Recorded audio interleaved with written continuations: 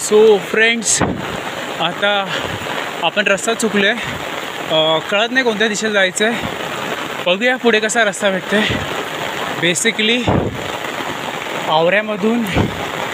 आवऱ्याच्या डोंगरामधून साड्याच्या डोंगरामध्ये जाण्यासाठी जास्त काही मोठा रस्ता नाही आहे, पण थोडं जंगल मोठं आहे, त्याच्यामुळे थोडे वाट चुकल्याची फिलिंग येते. पण तसं काही नाही आहे, आपण योग्य वाटेवरच जाऊया. इथे मच्छर खूप चावत आहेत, पण टेन्शन नाही घ्यायचं आहे, आपण बरोबर पोहोचू.